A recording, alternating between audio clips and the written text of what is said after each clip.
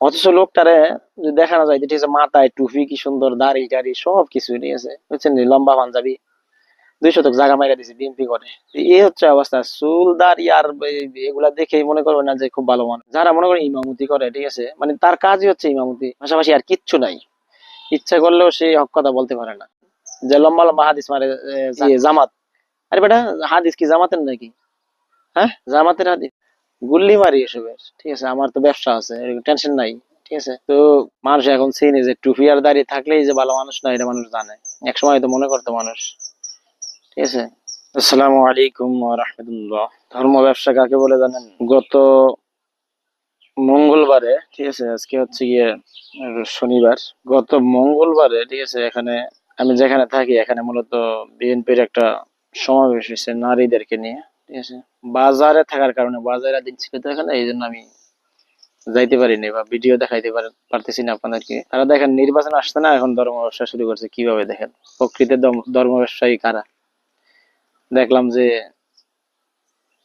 তাদের এতদিন যারা বলতো যে নারায়ে তাকবীর আল্লাহু আকবার দিলে জঙ্গি জঙ্গি এরকম স্লোগান দিত, বা জামাতের স্লোগান বলতো, এখন দেখি তারাও নারায়ে তাকবীর আল্লাহু আকবার। রে বাবা রে, মানে এখন নির্বাচন আসছে না,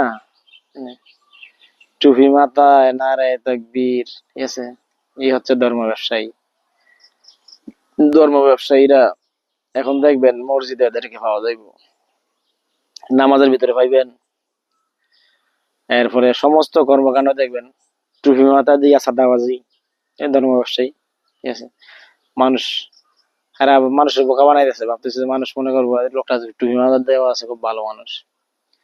মানুষ এখন চিনি যে টুপি আর দাঁড়িয়ে থাকলেই যে ভালো মানুষ না, এটা মানুষ জানে। এক সময় তো মনে করতো মানুষ। ঠিক আছে, তো এরা এখন লেবাসদার, অর্থাৎ লেবাস ধারণ করছে, ঠিক আছে, সব জায়গার ভিতরে। ধর্ম, প্রকৃতির ধর্ম ব্যবসায়ী এরাই, যারা নির্বাচনের আগে আসলে, নির্বাচন আসলে ওই স্লোগান দেয় না, তাকবীর আল্লাহু আকবার, নামাজ যায়, ঠিক আছে, সারা বছর দিন বা ইসলামের কোনো কাজ করে না তারা। ঠিক আছে, এখন নির্বাচন আসছে তো, এখন মনে হয় পাক্কা মুসল্লি হয়ে গেছে। ঠিক আছে, গতকালকে একটারে তো পুরো আমি এক পর্যায়ে বললাম আর কি। ঠিক আছে, আসলে এদেরকে ঠিক মতো বলতে পারলে আছে না, জামাত, জামাত ইসলামের যারা আলেম সমাজ আছে তারা বলতে পারে, অন্যান্য আলেম সমাজ এগুলো সাহসই পায় না। ঠিক আছে, কারণ পায় না, এর কারণ হইতেছে কি জানি, পায় না, এর কারণ হচ্ছে কি মানে এটা আমি বলবো না যে যে দোষ, আসলে বাস্তবতা এটাই। যারা মনে করেন ইমামতি করে, ঠিক আছে, মানে তার কাজই হচ্ছে ইমামতি, পাশাপাশি আর কিচ্ছু নাই। ইচ্ছা করলেও সে হক কথা বলতে পারে না। অনেক আলেম আছে এরকম, ঠিক আছে। তো জামাত ইসলামের আলেমরা কিভাবে বলতে পারে? কারণ পাশাপাশি তারা একটা না একটা কিছু রাখা দেয়, শুধু ইমামতি না, হয়তো দোকান ব্যবসা যে কোনো কিছু একটা রাখবে অপশনাল হিসেবে। আর দূর গুল্লি মারি, আমার যদি হক কথা বলার কারণে কেউ বার করে দেয়, ঠিক আছে, গুল্লি মারি এসবের, ঠিক আছে, আমার তো ব্যবসা আছে, টেনশন নাই। ঠিক আছে, তো যাই হোক, একজনকে বললাম আমি যে ওই বিএনপি যারা করে অধিকাংশই মুরতাদ। ঠিক আছে, পরে সে বললো কি বলেন হুজুর? ঠিক আছে, পরে আমি বললাম যে আমি এখানে এই মুহূর্তে যদি প্রমাণ করে দিতে পারি কোরআন এবং হাদিস দিয়ে, তাহলে কি আপনি মানবেন? ঠিক আছে, তো পরে বললাম যে আপনারা কেমন মুসলমান, পূর্ণাঙ্গ কোরআন মানতে চান না, অর্ধেক মানবেন অর্ধেক মানবেন না, মানে যেটা আমার পক্ষে ওইটা মানবো, আর যেটা আমার একটু বিপক্ষে যাবে ওইটা আর ভালো লাগে না। ঠিক আছে, তো এরা বলে কিছুদিন আগে বলছে যে ঠিক আছে দেন, যে লম্বা লম্বা হাদিস মারে জামাত। আরে বেটা, হাদিস কি জামাতের নাকি?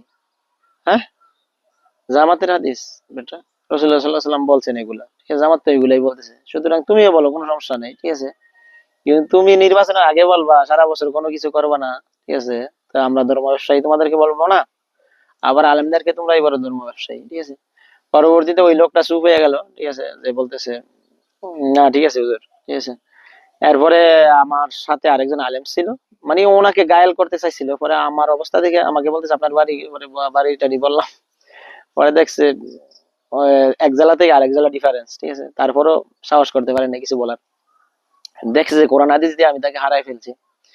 পরবর্তীতে আমার ওই যে সাথে যে আলেম ভাই ছিল উনি বললো যে আসলে ওনাকে আমার ধরার কারণ হচ্ছে একটাই। ঠিক আছে, ওনার সাথে বার্গেনিং করার কারণ হচ্ছে উনি একজন হারামখোর। বললাম কিভাবে? বলতে সে একজনের গরিব মানুষ, ঠিক আছে, 2 শতক জায়গা মাইরা দিছে। অথচ লোকটারে যদি দেখানো যায়, ঠিক আছে, মাথায় টুপি, কি সুন্দর দাড়ি টাড়ি সব কিছু, ঠিক আছে, বুঝছেন নি, লম্বা পাঞ্জাবি, 2 শতক জায়গা মাইরা দিছে, বিএনপি করে।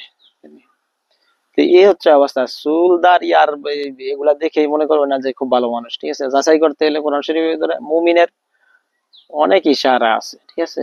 এর ভিতরে প্রধান ইশারা হচ্ছে মিথ্যা কথা না বলা, 3টা ইশারা, ঠিক আছে। আমলের খেয়ানত না করা, আমানতের, ঠিক আছে, আমানতের খেয়ানত না করা, আর হচ্ছে গিয়ে ওয়াদা করলে ভঙ্গ না করা, ঠিক আছে। আমানতের খেয়ানত, তারা তো বলে নিজেদেরকে বলে মুসলিম, অথচ মুসলমানের কাজ কিছুই করে না, তাই এগুলো আমানতের খেয়ানত না? নিজেদেরকে দাবি করে মুসলিম, ঠিক আছে, ইসলাম প্রচার করে না, ধর্ম নিরপেক্ষ রাজনীতি করে, এগুলো তো আমানতের খেয়ানত, তারা মুনাফিক, ঠিক আছে। বলতে গেলে অনেক কথা আসে, ঠিক আছে। সুতরাং তাদেরকে আপনারা দেখবেন এভাবে বুঝাইলে আছে না, চুপ হয়ে থাকে একদম, ঠিক আছে, বুঝছেন, জামাতপন্থীরা বুঝাইতে পারে, আমরা বুঝাইতে পারি, এদেরকে হারাইতে পারি, ঠিক আছে। কমিপন্থী অনেক ভাই পারে না, কারণ ওনারা হয়তো ওনাদের দুর্বলতা থেকে পারে না এগুলা, ঠিক আছে। যাই হোক, সবাই ভালো থাকবেন, আসসালামু আলাইকুম।